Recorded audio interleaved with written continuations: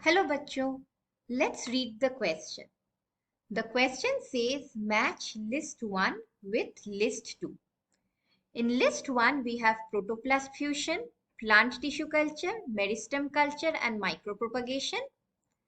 In list 2 we have totipotency, pomato, soma clones and virus free plant. तो इस question को answer करने के लिए we will use the key concept of plant tissue culture.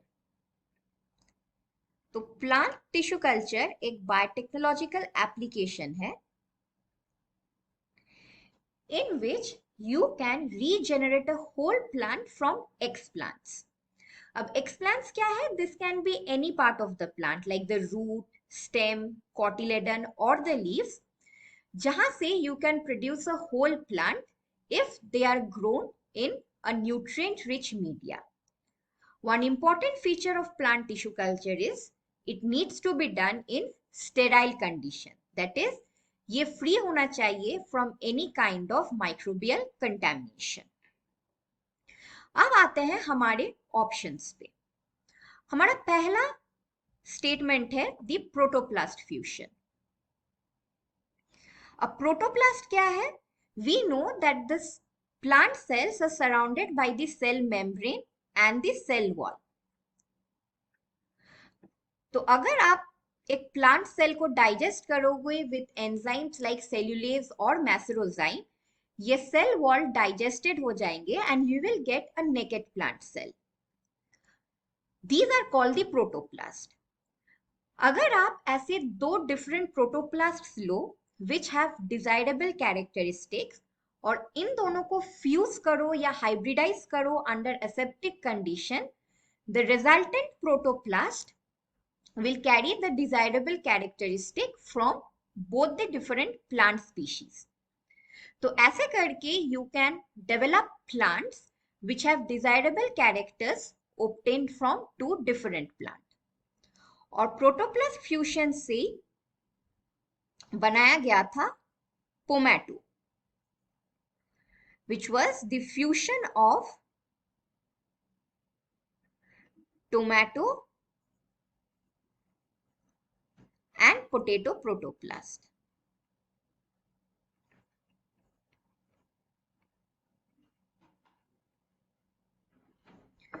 दूसरा statement है plant tissue culture, जिसके बारे में मैंने ऑलरेडी डिस्कस किया है. Now plant tissue culture is possible because the cells are totipotent. Totipotent मतलब each of the cell has the ability to divide and differentiate to all the cell types. तो ये cell types embryonic भी हो सकते हैं, extra embryonic भी हो सकते हैं. So totipotent nature की वजह से you can generate a new plant from a single cell. So plant tissue culture is possible because of the totipotent nature of the plant cell. अब आते हैं थर्ड स्टेटमेंट पे which is meristem culture. Meristem जैसे कि हम जानते हैं it is the zone of active cell division, और एक्टिवली डिवाइडिंग होने के वजह से they have a very high rate of metabolism. ये यूजुअली प्रेजेंट रहते हैं in the root and shoot एपिसेस.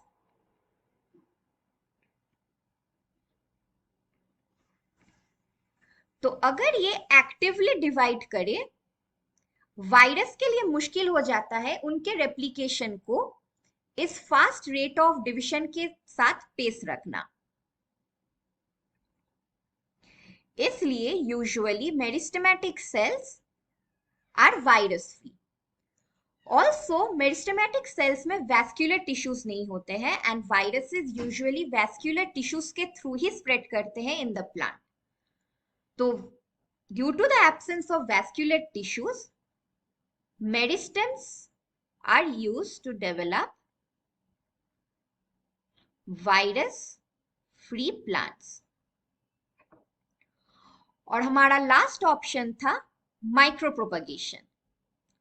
माइक्रोप्रोपगेशन एक जनरलाइज्ड टर्म है जहां पे in vitro through the process of tissue culture आप thousands of plants generate कर सकते हो in a micro environment, that is in a test tube. So in the presence of a nutrient rich media and aseptic condition, एक particular cell से you can generate thousands of new plants, and each of these plants identical होगा genetically to the parents. तो इसे कहा जाता है Soma clones या somatic clones. मतलब these are genetically identical to the parent plant. So the final answer to our question is option A. Protoplast fusion, Pomato, plant tissue culture tutti potency, meristem culture virus-free plants, and micropropagation soma clones. Hope you understood it well. Best of luck.